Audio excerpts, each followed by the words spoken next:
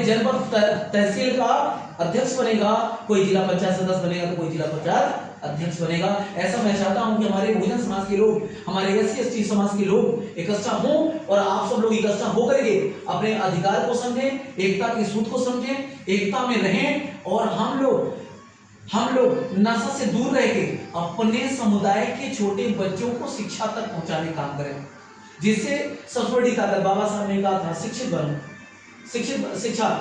शिक्षा ऐसी ताकत है जिसको प्राप्त करके सबसे बड़ा ताकतवर बना जा सकता है।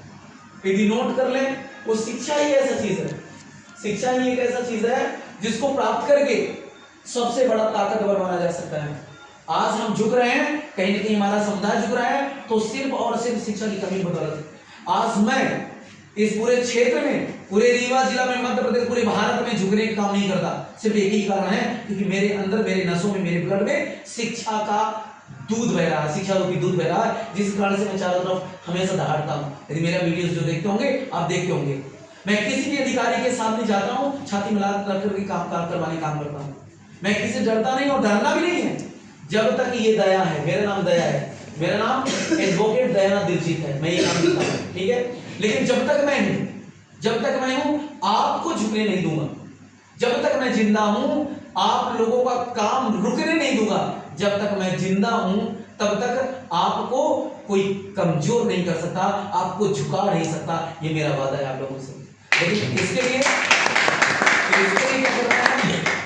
क्या करना है, हम लोगों को एक होना पड़ेगा। एक लकड़ी को सभी तोड़ सकता है, लेकिन लकड़ी के भार को तोड़ पाना बहुत मुश्किल है। समझिए, बात को समझिए। मैं यहाँ पर एक आप लोगों को इसलिए समझा रहा हूँ ताकि आप लोग समझें और इस बात को समझें कि आप लोग, हम तो एक सभा आयोजित कर सकते थे, लोग रहते, लेकिन नहीं, आप जितने भी लोग हैं हमारे लीडर हैं।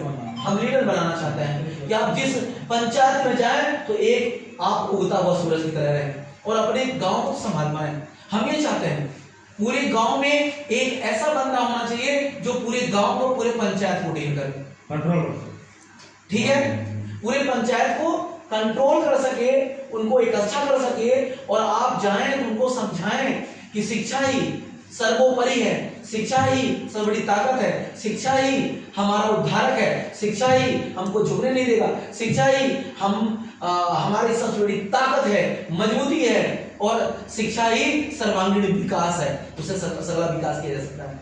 ये हम चाहते हैं। तो इसलिए आप लोगों को बुलाया गया है कि हम लोग एकता के सूत्र में बंध हैं और कहीं भी ऐसी मुसीबत आए, ऐसी समस्या है, चाहे थाना लेवल का हो, चाहे जनपद लेवल का हो, चाहे तहसील लेवल का हो या कहीं लेवल का हो, किसी भी हमारे SC/ST OBC मिनोरिटी या कि हमारे अपने आदमी के साथ में अत्याचार अन्याय हो रहा हो, तो हम कड़ा से कड़ा मुकाबला करके उत्थान करने काम करें, न्याय दिलाने काम करें, ऐसा हम चाहते हैं। इसलिए मैंने आपको बुलाया और रहना भी है, थोड़ा सा बरौली के पास में कुछ काम भी है, इसलिए मैंने बुलाया। और मैं चाहता हूं कि आप लोग जाग रहिए, क्षेत्र में जाग रहिए, जहां हम तो ही नहीं जानते कहां से आप लोग, है ना, लेकिन जहां भी रहें, हम सभी मेरे भाई हैं, जहां भी रहें अपने गांव को, अपने पंचायत को कंट्रोल करने का काम करें, क्योंकि आगे आने वाले समय में हम देखते हैं कि हम लोग 85 लोग हैं और 15 लोग हमको मार डालते हैं।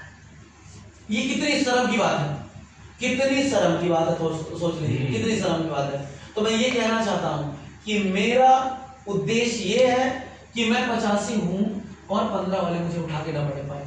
हम 85 हैं, हम 85 बहुत मजबूत हैं, बहुत ताकतवर हैं और हम झुकाने काम करें, झुकने काम ना करें, क्योंकि हमारी संख्या बहुत ज्यादा है, फिर भी हमको हमारा हक अधिकार नहीं मिल पा रहा है। ये बहुत शर्म की बात है। और किस लिए नहीं मिल पा रहा है? इसलिए नहीं पा रहा है, कहीं हम लोग एक नहीं हो पाते।